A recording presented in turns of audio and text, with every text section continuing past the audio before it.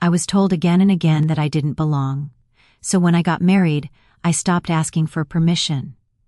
If you've ever dreamed of standing up quietly to people who made you feel small, stay with me. Take a breath, press that like button, subscribe, and listen closely, because this story isn't loud, but it lasts. My name is Claire. I'm saying that slowly, because for a long time I felt like my name didn't matter.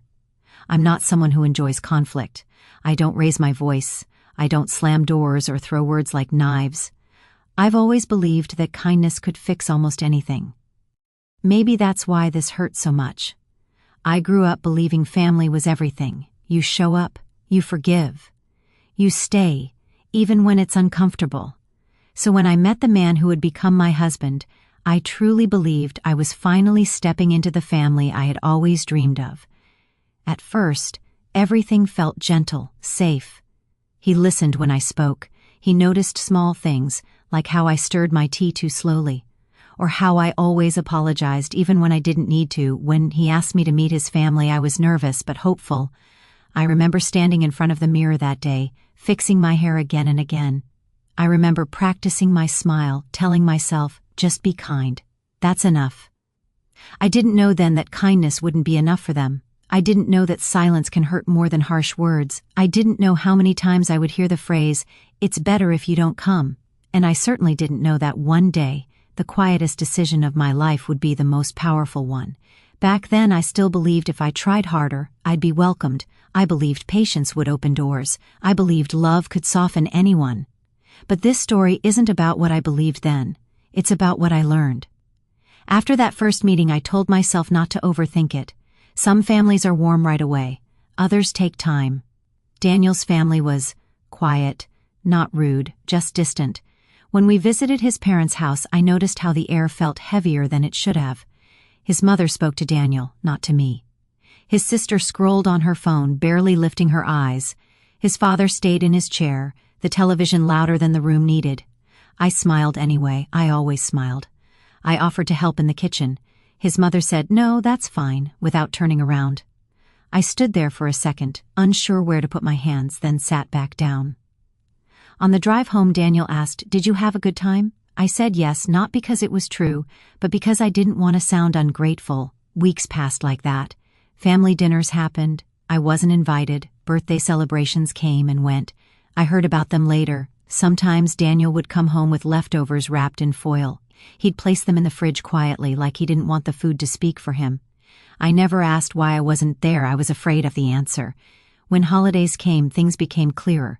Thanksgiving was just immediate family. Christmas was too crowded this year. Easter was last minute. Every excuse sounded reasonable on its own. Together they formed a pattern I couldn't ignore. At night, lying beside Daniel, I stared at the ceiling and wondered what I had done wrong. I replayed conversations in my head. Every smile, every word. Was I too quiet, too polite, not interesting enough?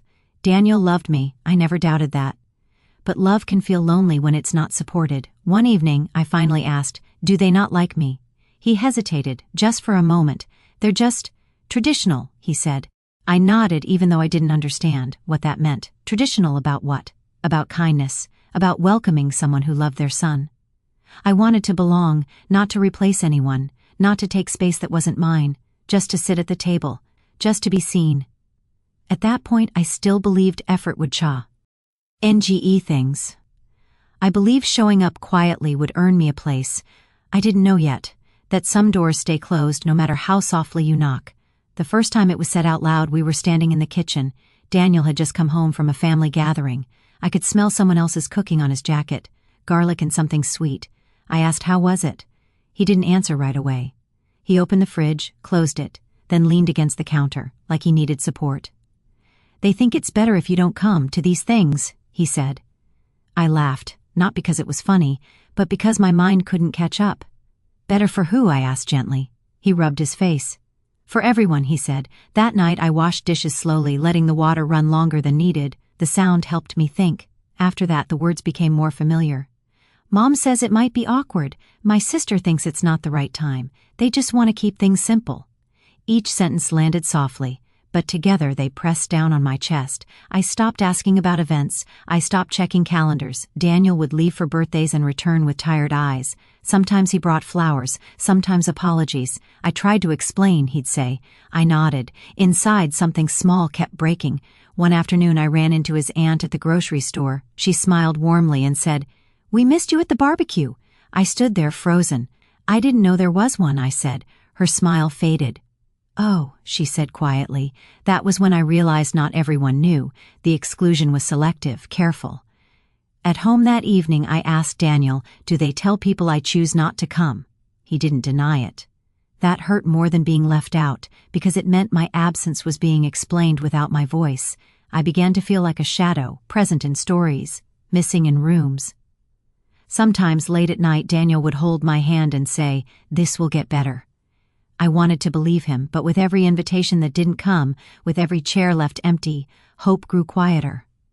I wasn't angry. I was tired of being invisible, tired of pretending it didn't matter.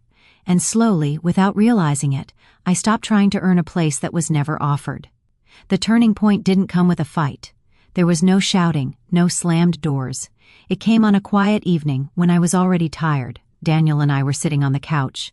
The lights were low. Rain tapped softly against the window, steady and patient. He was holding his phone, scrolling without really looking. I could tell something was coming. "They're planning Christmas dinner," he said. I waited. "They think it's best if you don't come this year." He said it carefully, like the words were fragile. I stared at the wall across from us. I noticed a small crack near the corner. I had seen it before, but never really looked at it. I asked very quietly, "Do they ever want me there?" Daniel didn't answer right away. That pause, that was it. Not the words, not the decision, the silence. Something inside me finally settled, not broke, settled. I realized I had been holding my breath for years, waiting for approval, waiting for a welcome that was never coming. I stood up and said, "I'm going to make some tea." In the kitchen I watched the water boil. I listened to the kettle. I felt calm in a way that surprised me. For the first time I wasn't asking why. I wasn't trying to fix anything. I was done explaining myself to people who never asked who I was.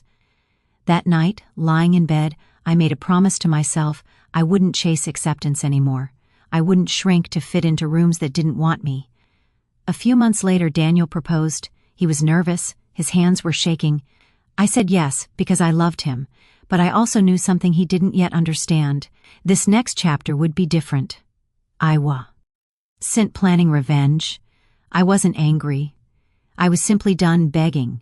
And sometimes, that's where real power begins. When Daniel and I started planning the wedding, everything felt calm, almost too calm. There were no arguments about colors or music, no pressure about traditions, just two people trying to build something peaceful. Then his mother called. Her voice was polite, careful. She asked about the date, the location. Then she paused and said, "We don't think a big family event would be appropriate." I held the phone loosely in my hand. I wasn't surprised, I wasn't hurt. I smiled. "I understand," I said, and for the first time I truly did. After the call ended, I sat quietly at the kitchen table. Sunlight came through the window, soft and warm. I realized something important. They had spent years telling me where I didn't belong. This time, I got to decide where I did. So we planned a small wedding. Very small. No big hall. No long guest list. Just people who had shown up for us, people who asked how I was and waited for the answer. People who never made me feel like I needed permission to exist. I didn't send invitations to Daniel's family, not out of spite, not out of anger, but because I believed them when they said I wasn't welcome. When Daniel realized who wasn't invited, he looked confused, then quiet. "They might be hurt," he said. I nodded. "They taught me how this works," I replied softly. The day of the wedding arrived without tension, no heavy feeling in my chest, no fear. I wore a simple dress, nothing fancy, just something that felt like me. When I looked in the mirror, I didn't see someone trying to be chosen. I saw someone standing where she belonged. The ceremony was quiet, intimate. There was laughter. There were tears. When Daniel took my hand, it felt steady, real. I wasn't thinking about who wasn't there. I was thinking about who was. That was my revenge, not exclusion, not punishment, just peace. And peace felt powerful. The messages started coming a few days after the wedding. Short ones at first, confused ones. Why weren't we invited? Was this a mistake? Don't you think that was a little extreme? I read them slowly. I didn't rush to respond. For years I had been careful with their feelings. Now I was careful with my own. When I finally replied, I kept it simple. I said, "I thought it was better this way." There was a long pause after that. Then more messages. Some sounded hurt, some sounded defensive. But none of them asked how I felt. That told me everything. Life after the wedding became quieter. Not empty, just calm. Our home felt different, like the air had cleared. Daniel changed too. Not all at once, but slowly. He noticed how relaxed I was, how I slept better, how I laughed more easily. One evening he said, "I didn't realize how much this hurt you." I didn't blame him. I just said, "Now you see." I don't hate his family. I truly don't. I don't replay old conversations anymore. I don't wish I had said more, because silence gave me something words never did: clarity. I learned that revenge doesn't always look like justice served loudly. Sometimes it looks like choosing peace. Sometimes it looks like walking away without explaining. And sometimes the strongest thing you can do is stop asking to be loved by people who have already decided not to love you. If you're listening to this and feeling unseen, please hear me. You are not too much. You are not asking for too much. You are simply asking the wrong people. And when you stop knocking on closed doors, you'll find the ones that were open all along. If this story stayed with you, take a moment and tap that like button. Share in the comments. Have you ever walked away quietly and felt stronger because of it? And if you want more real stories about silent strength, quiet revenge, and choosing yourself, subscribe and stay wit. Us. Thank you for listening.